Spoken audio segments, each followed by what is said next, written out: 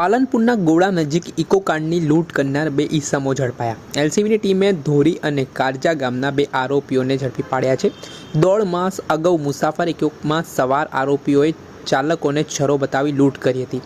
પાલનપુર તાલુકાના ગોળા ગામ નજીક દોઢ મહિના અગાઉ અંબાજીથી ઇકોમાં સવાર થઈને પાલનપુર તરફ આવી રહેલા બે અજાણ્યા ઈસમોએ લઘુશંકા કરવા જવાના બહાને ઇકો ગાડી ઊભી રખાવી ચાલકને છરો બતાવી ઇકો ગાડીની લૂંટ કરી હતી।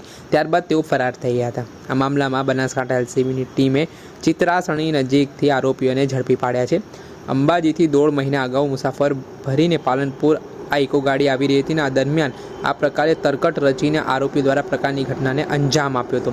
જે મામલાને લઈને સ્થાનિક પોલીસ સ્ટેશન ખાતે લૂંટ અંગેનો ગુનો પણ નોંધાયો હતો અને આરોપીને પકડવા માટે સ્થાનિક પોલીસની સાથે બનાસકાંઠા એલસીબીની ટીમ પણ તપાસમાં જોડાઈ હતી અને ત્યારબાદ આ મામલામાં બનાસકાંઠા એલસીબીને મોટી સફળતા હાથ લાગી છે અને પાલનપુર તાલુકાના ચિત્રાસણી વિસ્તારમાં પેટ્રોલિંગ દરમિયાન બાતમી મળી કે અમીરગઢ પાલનપુર હાઈવે પર ચિત્રાસણી કટ પર વોચ ગોઠવીને વડગામ તાલુકાના ધોરી ગામના ફતેહસિંહ વસંતસિંહ ડાબી, અમીરગઢ તાલુકાના કરજા ગામના દશરથસિંહ વિક્રમસિંહ ચૌહાણ ઝડપી પાડી તેમની કડક પૂછતાછ કરતાં તેમણે એક લૂંટની કબૂલાત કરી હતી।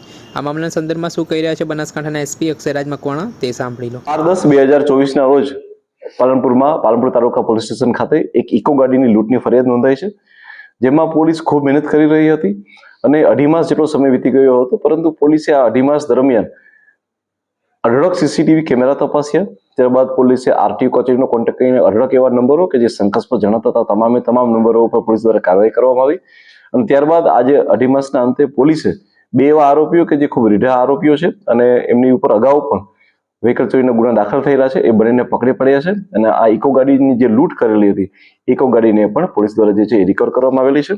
જે બે આરોપીઓ છે તેમનું નામ છે ફતેહસિંહ વસંતસિંહ દેવુસિંહના દીકરા છે કે જેઓ ડ્રાઇવિંગ કરે છે અને ધોરી ગામમાં તાલુકા વડગામમાં રહે છે।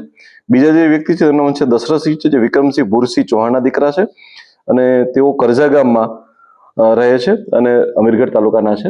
આ બંને દ્વારા જે છે એ લૂંટ ચલાવવામાં આવેલી હતી અને બંને દ્વારા જે છે આ ઇકો ગાડીની લૂંટ કરી અને તેને લઈ જવામાં આવેલી હતી। પોલીસ દ્વારા ઇકો ગાડીને રિકવર કરી દેવામાં આવેલી છે। અગાઉ કોઈ ગુનામાં સંડોવાયેલા છે? જે અગાઉ આરોપીઓ સંડોવાયેલા છે એ 2024 નો જ ગુનો છે અને તેમની ઉપર અગાઉ જે છે એ વ્હીકલ ચોરીનો ગુનો દાખલ હતો।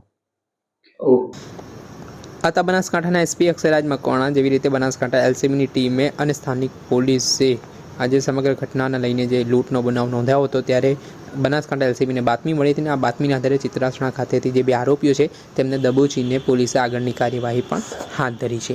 દર્શક મિત્રો, એન કવરેજ ન્યૂઝને આપ લાઇક કરી લો, સબસ્ક્રાઇબ કરી લો અને શેર કરવાનું ભૂલતા નહીં।